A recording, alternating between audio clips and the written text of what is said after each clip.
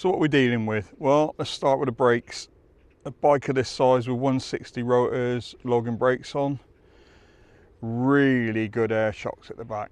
I still maintain these are the Rolls Royce of e-bike suspension, rear suspension. Mid suspension there, which doesn't really get used, but it's there.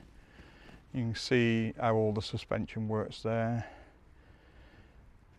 Got a nice long kickstand. I've had to swap the crank out and the pedals out after I took it out for a test ride and caught one of the pedals and it damaged the crank, so I replaced all that out.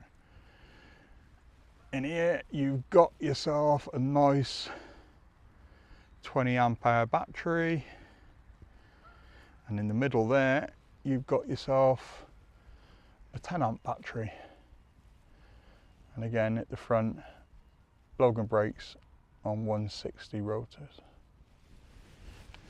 You can see how it connects there into the rear battery. There's a rear light there that comes in, well, it's quite bright actually. Obviously you've got the usual suspect at the back.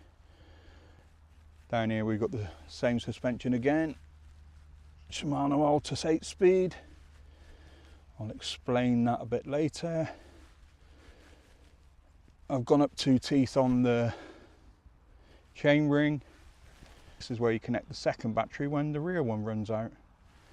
Big long travel forks there, 26-inch wheels, 26-inch alloy wheels. One of my favourite displays, again 8-speed. Logan brakes. There's your throttle and your horn. Yeah, I do like those grips, really do. So we're looking here. No adjustment whatsoever. In fact, that's what you get. Both sides, there's no adjustment. But you don't need it. It's actually quite good, and it's good suspension even at my weight. And there you've got your 25 amp controller, 48 volts. Nice front headlight. Does the job. I want to talk about the size of this bike. I genuinely do. And I'm 6 foot tall. And you can pretty much see right there where my groin comes. And I've got a 32-inch inseam, so when my feet are on the floor, my family jewels are actually touching this up here. Let's not go there. And you can see where this bike comes to on me. And to have this set up comfortable for me, it's got a 4 leg stroke. I need to bring the saddle up a bit as well. It's a huge animal, really is a big animal.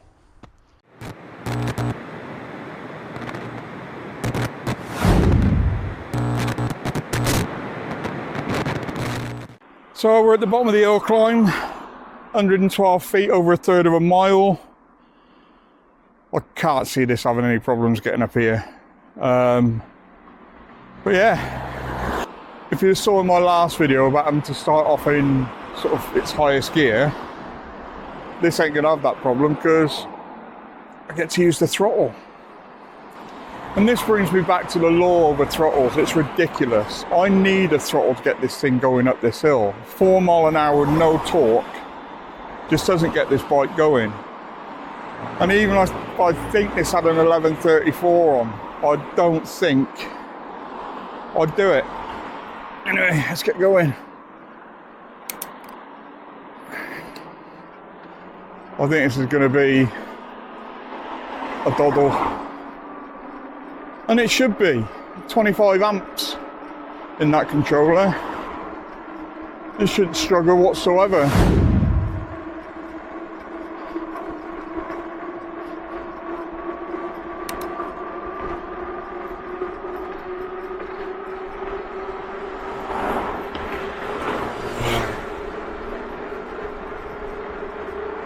This could be one of the fastest speeds I've ever come up this hill.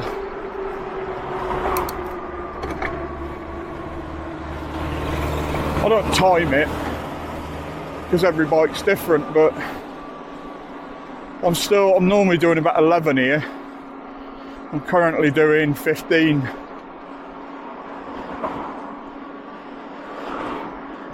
So there we go. Doddle.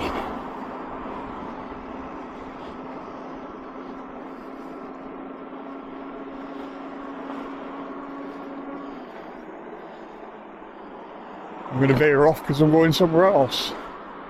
Well, it doesn't lack power, look. And that's with me on. £240 with my pack on. It's a quick thing. Like I say, if you're running around full power all day, and this is the first edition of the bike. This isn't the updated version, and I believe the updated version cuts the sports mode back after around about 30 seconds a minute. This is cutting nothing back. This is full on.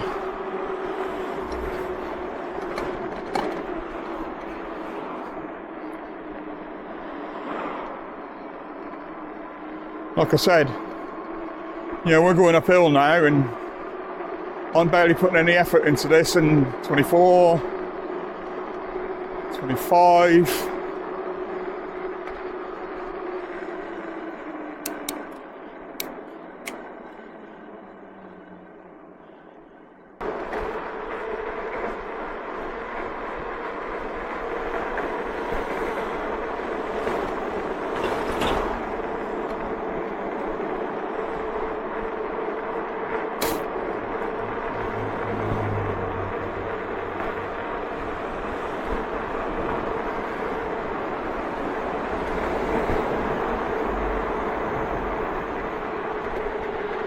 So let's get down onto the bypass.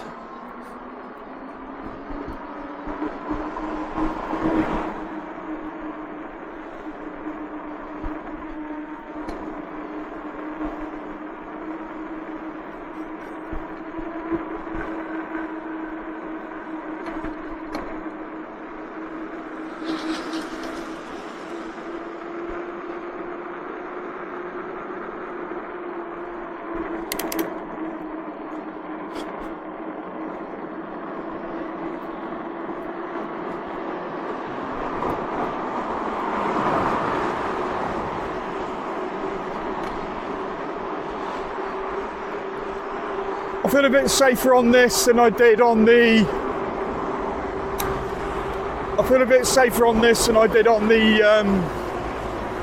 Engwe Engine X, because I've got a bit more pace with this.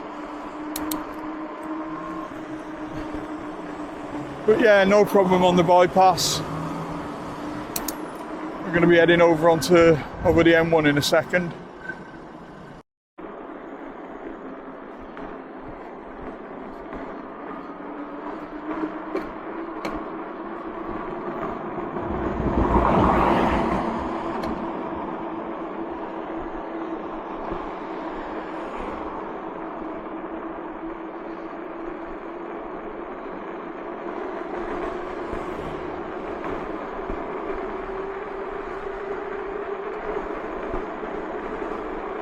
For a big bike, the grip on these tyres is pretty good.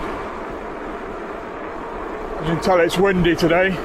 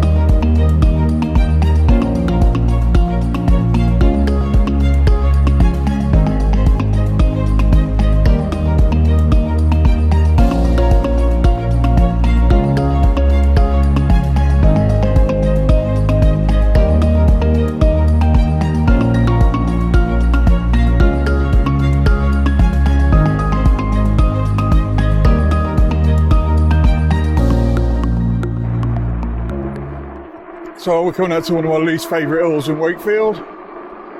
With twists and turns on. Let's see how it manages this. I can't see it having any problems whatsoever, but you never know how warm these controllers get. But if this thing's pushing out at 25 amps, it's just not going to be a problem, is it? I don't know if it's picked up on camera, but I'm missing a mirror, and I'll explain why later.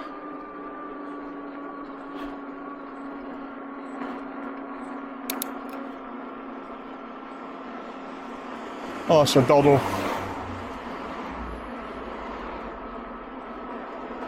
But you can hear that motor struggling a bit, and that's down to the amount of mass. Rolling mass of these big wheels.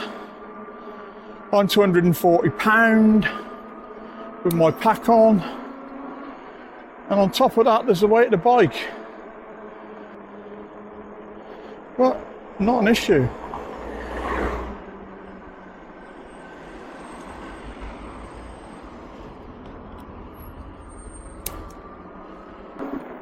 Let's get down into town and give it a go around town.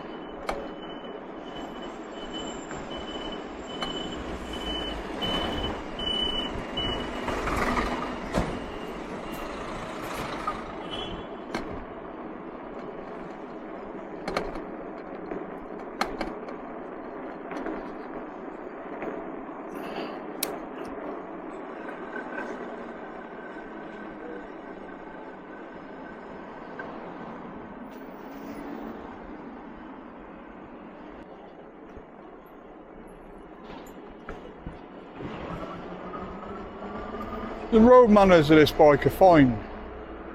They're pretty good. The brakes are just overwhelmed by the weight, I think. It's an easy swap out, 160 rotors. It's not a big problem. But it all adds to the expense of the bike. And to be honest, I've been told they're phasing out the X24, so I'm guessing they're going to phase this out. The X20 I think should stay because it's a brilliant bike. But yeah, this thing's just too much of a monster. It's just too big. And to say, I'm saying that, to be fair, to ride this bike you need to be over 6 foot. I mean, I'm 6 foot and my feet barely touch the floor with my jewels on the crossbar. It's still a fun bike. This is the sort of fun bike the fun police have taken off us. Meaning that we've now got to deal with EU law. Because it is EU law, we're just copying what the EU have done. And I thought we left the EU, which is a shame because, like I said on my last review, 18.5 mile an hour, 500 watt full throttle.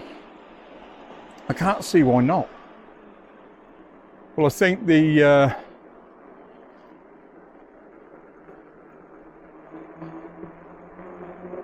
new bike they're bringing out, the LE20, addresses a lot of that.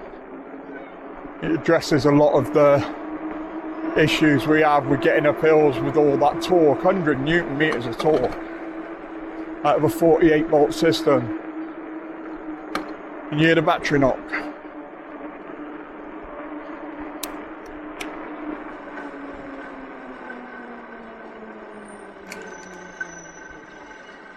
And those brakes, you can feel the brakes are struggling with the weight of this bike. You really can.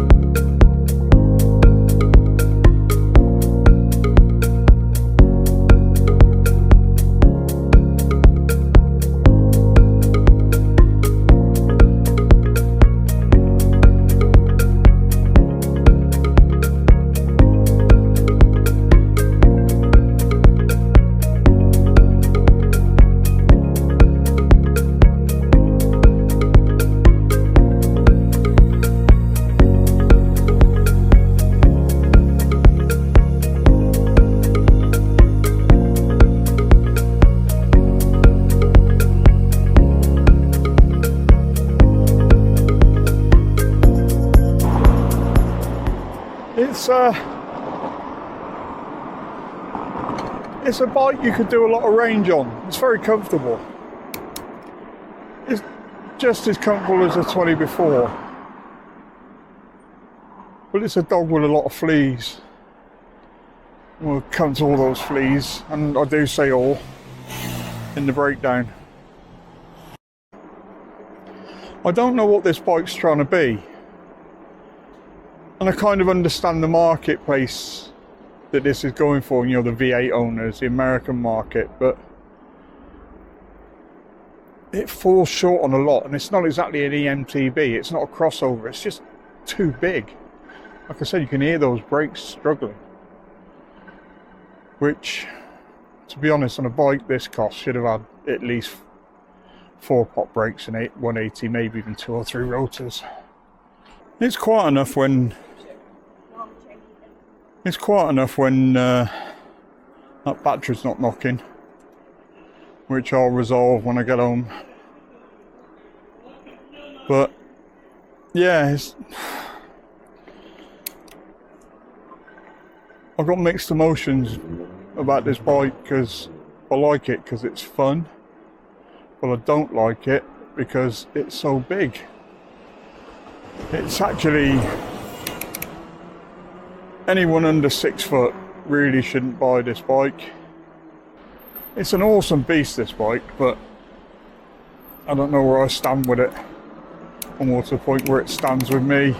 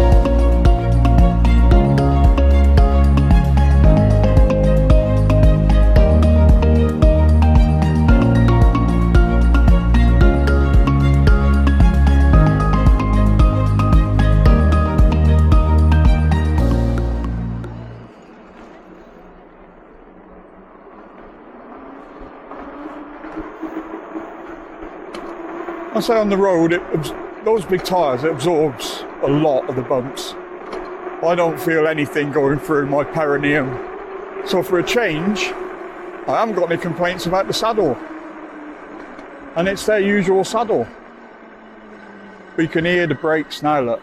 They struggle with the weight of this bike. And it's understandable.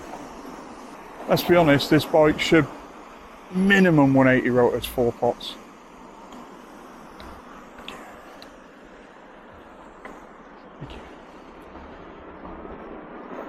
Yeah, as a minimum, 180 rotors, 4 pots, even 203s really. It's just so heavy.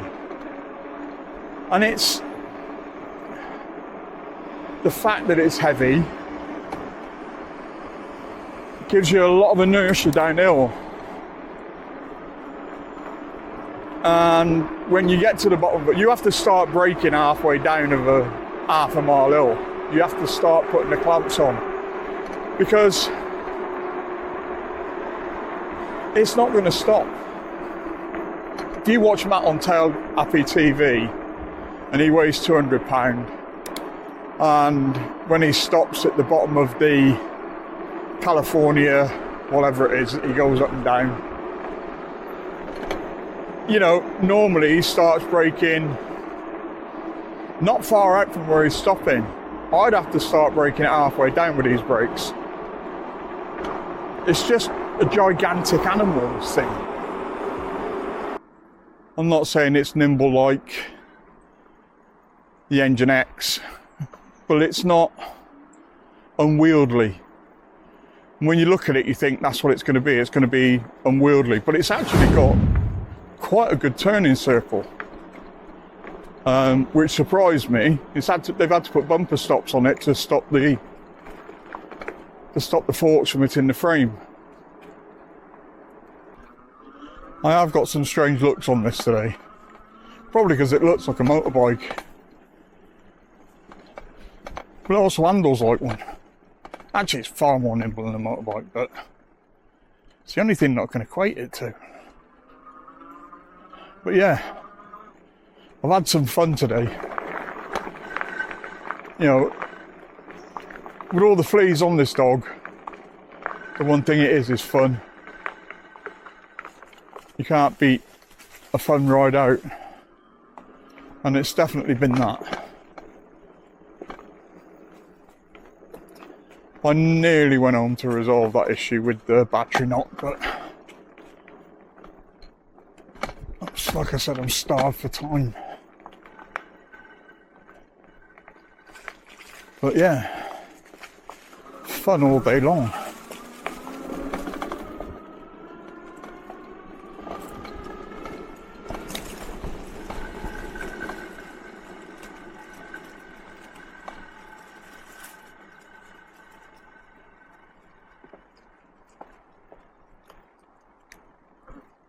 I'll do that again.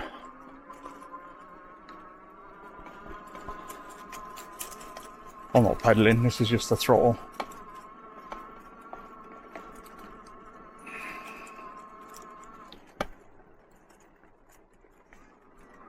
I can imagine that controller getting quite warm on just throttle with what's a total weight of about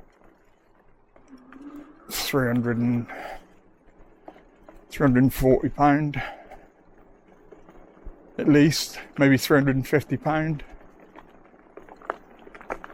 It's a lot of weight.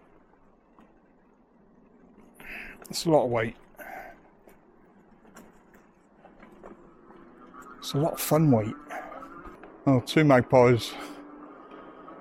I wish I'd have seen them earlier, because the one I saw earlier didn't bring me any luck today. Yeah, it's definitely a comfy bike. I've no qualms about this saddle whatsoever with this suspension. It's not, you know, it's bouncy. You can't beat a bit of bouncy. I nearly did come out and do this review without even bothering with the second battery, but you know, I don't know how long I'm going to be out, so I've thrown it in there. It's not always going to be a case that you're going to need that second battery at all. I mean, 20 amp hours in this seat battery, running at 48 volts. It is running through a 25 amp controller, which probably will burn the battery out a bit quicker. But yeah, handles well for a big thing. Yeah, and being a big beast, like it is, you can, it's a tank. It's the only way I can describe this thing. It's an absolute tank. And you can take it to places that you won't really normally go with a normal e-bike. But from that, there's another problem. You can't take it to a lot of places you can take a normal e-bike, if that makes sense. It's absolutely rapid.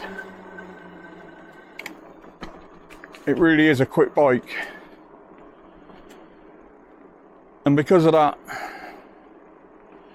like I said, because of that 25 amp controller, and the fact that you like to go fast with it, you're going to burn through batteries very quickly. It's just that thing that you like to do when you've got access to speed. You know, you like to see what the barriers are between you and what you can get out of an e-bike. It's definitely bouncy. It's like riding around on Zebedee. And I dare say if you dialed those rear shocks down a little bit more, because the front, forget the brakes, the front seems set up fine. I mean, it's a shame I can't lock it out for the road, but I don't think this bike is for the road. You know, all day I've had sort of confiscation anxiety. One thing I haven't had though is range anxiety. I've done some miles on this today and I'm still at about 70% battery. No, 65. So I'm thinking range wise, you're gonna be able to get at least 60 miles, 50, 60 miles out of this on past 5. And at past 5, you can imagine how much effort you're not putting in. But yeah, they're into terrain that I haven't had it over today.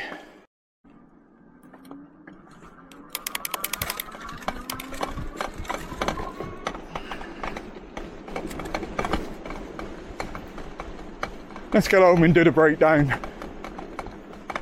Yee!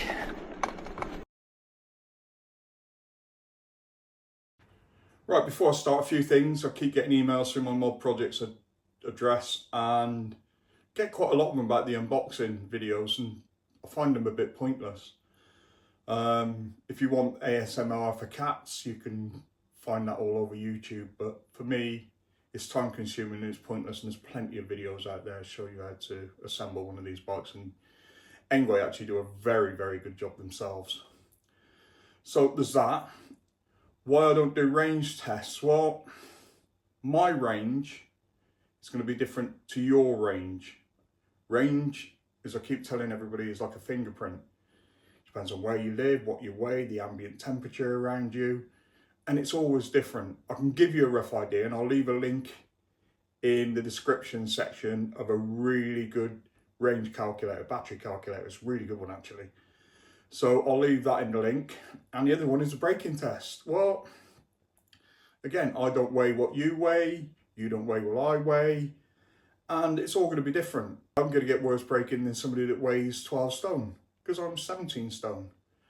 And within that, I find braking tests a bit irrelevant. I'll let you know if they're good brakes or they're bad brakes.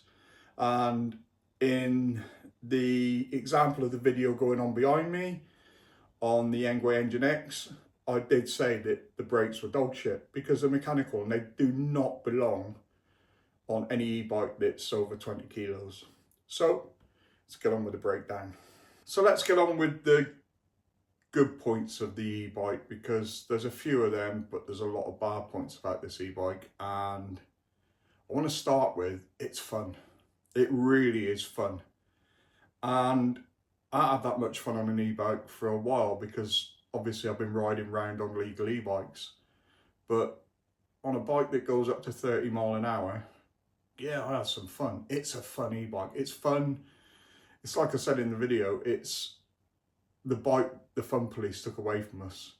And if there were more responsible people out there, we'd probably get away with having them, but you know, we're being demonised for owning e-bikes as it is. So something that does 30 miles an hour and has got a throttle, it's not the best, is it? But it is fun. The range is probably, with the 2 batteries in, it's over 30 amp, well, it's about 30 amp hours of 48 volt battery. And the range for me would have been 50, maybe 60 miles on past 5. Really good range. I mean, that's my weight past 5 all day long. And I didn't really have it at a past 5 because I was trying to burn the battery out. So there's that. I love the 8-speed gear setup. I love that trigger system that they use from Shimano. It's far better than the Tombstone that I was going about as being rubbish. And I like it. And I love the display.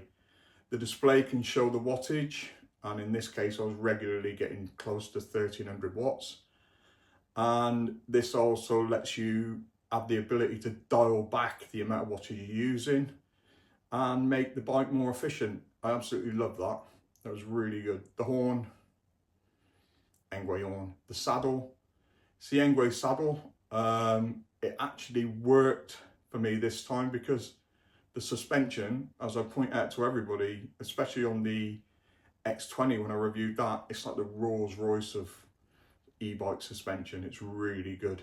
I really enjoyed using that bike for bouncing around and throwing it off curbs and whatever else, going up curbs without actually pulling the front wheel up. It just went up a doddle. And I did like having a throttle for a bit. It was, yeah, I enjoyed that. I enjoyed having a throttle. The tyres were grippy. Those 26-inch wheels, they do make a difference to the riding experience. Again, they've got built-in suspension because of the size of those tyres. That adds all to the comfort of riding this bike, with the rear suspension, the front suspension, and those massive tyres. Very grippy. I was really impressed with that. So let's get down to the nitty-gritty. What's wrong with this bike? And as I said in the video, was this is a dog with a lot of fleas. And let's start with the size. It's massive. It's a dinosaur. In comparison with what the bikes that Engwe are releasing now, it's just different. It's different to what they're releasing now. It says on the website 5'5" to 6'5". Well, I'm 6 foot, and at its lowest point on its crossbar, my nuts were being pressed against. And there's no other way to put it. It's just not comfortable in traffic. When you put your feet down in traffic, because I had to set the saddle up a bit higher, I had to sit across the crossbar when I got, because my feet wouldn't touch the floor. My legs weren't long enough at 32-inch inseam. And to get a full stroke on the pedalling, which I was aiming to do, which you want to be doing ideally, I couldn't do it without having to go onto the crossbar when I stopped the bike. And this brings me to another point, and it's the same with, as I pointed out on the M20. You have to make yourself fit this bike instead of making the bike fit you. And if you're under 6 foot, this bike's not going to fit you. I mean, I struggled at 6 foot. So really, the real height range on this is probably around about 6'1", 32-inch inseam, up to 6'8", I should have thought, quite easily. That saddle comes up quite a way. So yeah, it's just too big. And putting 5'5" on the website really hasn't helped anybody when they've sold it, because if you're 5'8" and you buy one of these, you're going to go, oh dear. It wasn't ideal for me. That middle battery knock, it was terrible. And I actually packed it out a bit, and I've packed it out properly now, so it's not knocking. But whoever ends up with this bike's going to have to deal with the battery knock their way. And at a price point for what this bike costs, it's not good enough. It really isn't. I'm aware, and I explained to everybody, these frame designs with the folding frames, pretty much all of them have some battery knock to a certain extent, and battery knock causes sparking, and then sparking causes this. So people start thinking there's something wrong with the batteries. It's not. It's the way the battery's moving around and causing sparking, and that's what causes that. For those of you who are confused about it, sometimes it's water ingress from where people haven't dealt with the charging ports and plugged them. Which brings me to the next point, the charging ports. So for full disclosure, I got the first version of this bike, and the charging ports, they're just beyond stupidity. So you have to take the middle battery out to charge it. You can't charge it in the bike. And when it's a heavy bike, it's very difficult to get that battery out, especially if you're not very strong. I've seen other videos of people struggling to get that battery out. And I fully understand why. It's a heavy bike. And then once you've got into the middle of the bike, you then, while you're holding it, you can put it on the floor, but it lands on its crank, which you really don't want to be doing with a heavy bike. So when you're pulling the battery, you've also got to get a key in there to remove the battery, and it's a pain in the bum. So then you've got the battery in your hand, And then you've got to put that somewhere while still holding the bike, and then fold the bike closed again. For me, I wouldn't have taken the mid battery out for the review. I didn't need it. And in the end, like I said, I wish I hadn't. Well, I'm glad I did, because I found out about the battery knocking. And it's not very good at all. In fact, it's terrible. Which brings me on to using the range extender battery, the mid battery. To use it, you've got to unplug it from on the Corley connection port. You've got to unplug it from the seat battery and then plug it into the side for the mid battery. And although apparently they've reviewed this and rejigged it so you can charge it within the bike, the mid battery, apparently you still have to swap the cable over. And I find that something a little bit unnecessary. This could have been dealt with better wiring and probably using a splitter, a blender. And there's plenty of space in that bike to put one. Cable management isn't the best. There's cable everywhere. And with a little bit more of a better design, all these cables could have been hidden, or the majority of them. I understand that it's a folding e-bike and you need some flexibility and sort of excess for the cables for when it's folded, but it looked like spaghetti junction under there. It's just under the middle of the frame, there's a lot of cabling going on. And I wasn't impressed with that whatsoever. It's pretty poor design.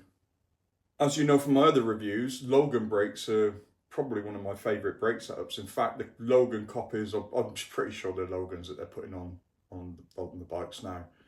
They're really good, but not for this bike. The weight of this bike, with me on £350 plus, 2-pot brakes on 160mm rotors, really?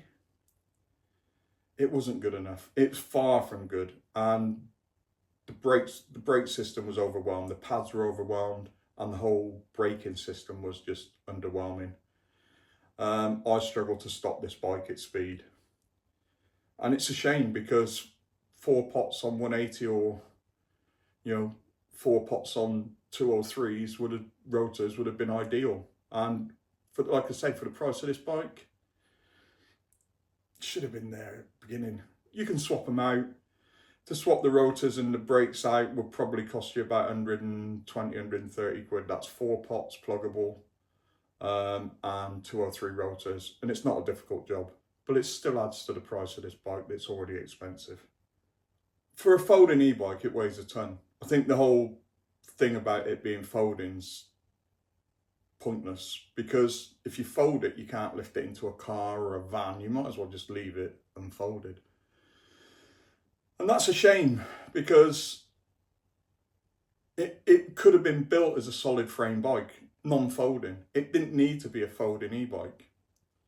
And I did ask Engwe if they'd send me the X24, and there's very few left in the UK, and all I was told was, in fairness, they did tell me that they're probably going to be discontinuing the X24. So if you want one, and it's the bike that I think is going to be the sweet spot for the X range, you better buy one now, because there's not many left.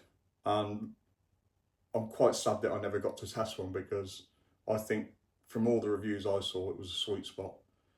And within that, it kind of probably made the X26 sort of pointless. It was big enough to handle most people's sizes, from probably 5'8" up to around about 6'8". And it was lighter. Obviously, it didn't have alloy wheels. 24-inch wheels maybe confuse people. But like I said, I've never tried a 24-inch bike, and I'd like to. I have been tempted to buy one, but I haven't got the space for the bikes that I've got. So yeah, I'd have liked to have tried the X24. So if anybody lives around Yorkshire and has one, give me a shout. I'd like to have a go of it. In fact, I'd like to review it. The front fork was preset, and as you saw in the video, there's nothing in there to change the settings on it, but I'll give it its due. It was good. It was really good. The settings, the pre-settings on it, pretty good. I found that very good. But again, I'd have liked the option to be able to lock the forks out for when I was on the road, using it on the road. It did get a bit bouncy on the road, but then again, it also absorbed a lot of potholes. So yeah, it's a bit of a plus and a negative for the front forks, but apparently on the newer one, they've changed the forks around and they are adjustable. Let's talk about the paint. The paint chips at the slightest chance of chipping, and when I took it out for its initial test ride, the chain was actually banging on the rear arm, and it actually took some of the paint off. So you will see that I put a rubber guard on there to protect it from that. But I also, this was a fault of my own, I'd caught the bottom pedal on a curb and damaged the chain ring, and I had to replace that light, but I went 2 teeth up because I think it needed it. Could have gone up a little bit more, but I didn't see the point. I wanted to keep the bike as near to what you get as possible. And yeah, back to the paint. It chips, and I've heard this from one of my followers when he came out on to do a review with me of the X20. He was on about the paint chipping, and it's not the best, especially on a bike of this cost. It chips so easily, which is a shame because it's a fantastic looking bike. But keeping it fantastic looking, well, better invest in some stickers. That rear padded seat is absolutely pointless and useless, and one of the sad things is that it doesn't have a proper rack that you can attach your pannier bags to. You can remove it and put throwover bags, but I like to have just take one pannier bag out with me, and this makes that difficult. Well, not that difficult, but difficult enough for me to think twice about it. And then you've got no rack protection apart from the springs going down the bike, so you can't fix the bottom of the pannier anywhere. And that's a shame. Although I do think you can get a rear basket for it and replace it with a rear basket, and that's what I'd do. I'd replace that, make it useful, put a rear basket on the back. And you can get these off of AliExpress. Just mark up the sizes. You might have to do a bit of drilling, but I think it would be worth it in this case. So as you've seen with the bikes that I build, I don't like mud guards. I don't like taking my bikes out in the rain, so I don't see the point in them. But at this price point, I'd have thought they'd have supplied some form of mud guard. I'm not sure if they do in the upgraded version, but I was a bit disappointed to see they weren't there. I wouldn't have put them on, but if I'd have been paying the price that you'd have to pay for this bike, it's just a bit poor. It's just penny pinching. And I do understand Engwe's position that they have to make a profit on these bikes, and on this one they'd have been making a bigger profit than normal, but not that much, and it was just mean. It's a bit mean like the Engwe Engine X, where you get the rear rack battery, but you don't get a charger with it. So this extends the time that you spend charging your e-bike, which is a shame because it's just penny pinching. But like I said, I do understand why Engwe do it. Again, they're a business and they do need to make a profit. On another point, just middle of the road, it's the usual lights that you find on these Engwe e-bikes. The rear light, brake light works, and front light's bright enough for me. It does the job.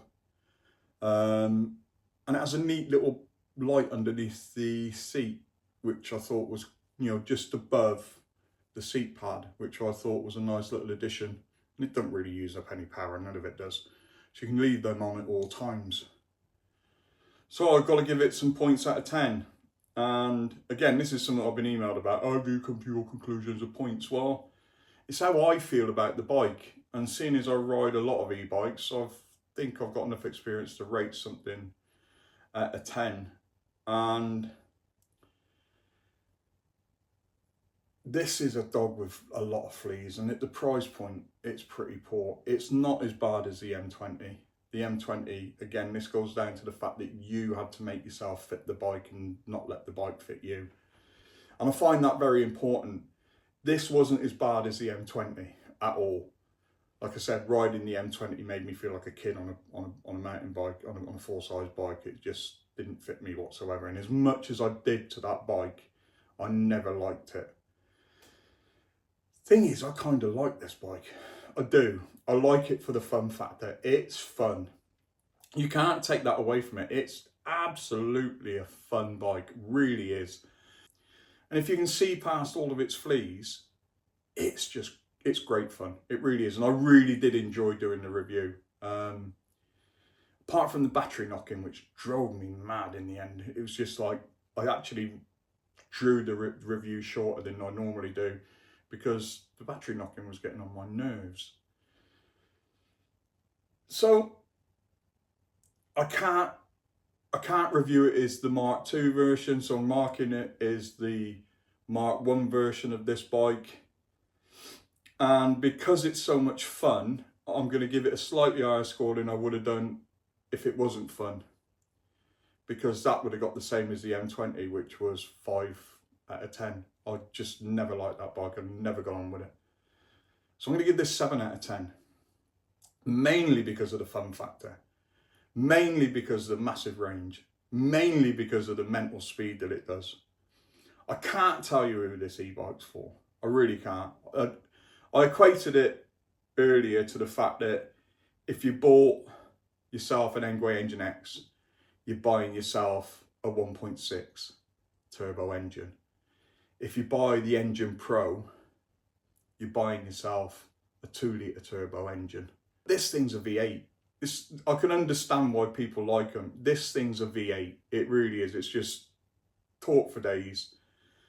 And it will pull you up pretty much any hill. I did find the motor struggled a bit. It did on some of the steeper stuff. You could hear that 25 amp controller pushing the power to that rear motor.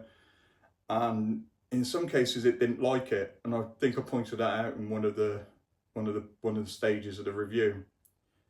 But yeah, 7 out of 10. And I'm being fair with that. I'm not, people seem to think that I'm some sort of Engwe lackey, and that's not the case at all. I've always said to Engwe, I'll review these bikes fairly and honestly. And of late, they've sent me nothing but good e-bikes, but this isn't one of them. Would I buy this e-bike? No. Should you buy this e-bike? Maybe. If you want some real fun. This bike's more fun than most of the e-bikes out there. It's just fun. If you want to buy an e-bike for fun, buy this e-bike all day long. It's just fun. It's not saying I don't like fun, it's just fun. I'll leave you a link into the Engwe X20 that I reviewed, which is the bike you should be buying. I think they're going to be keeping that, but I think they're going to phase out the X24. Well, I've been told they're phasing out the X24, whether that's true or not, or whether that's to stop me from getting one. And I think really they're going to be phasing this out. I can't see it as being a big seller, but they should keep the X20 because it was a brilliant bike. Really was a brilliant bike, and I know a few of you own them. Wave to Nick. He uses his in Spain all the time and he loves it. And I really do like it. I think it's a brilliant bike. So that's it. Next up, I'll be reviewing either the L20 or the EP2 Pro with a twist. So that's it. If you could subscribe, I'd really appreciate it. There's a lot of work goes into these. It takes me 2 days to do one of these videos. And I'm snowed under with work as well at the moment, so that's probably making me a little bit moody, but that doesn't have any relevance onto how I feel about this bike. Anyway, till the next time, again, I'll leave you with the review of the X20, which I really did like. Till the next time.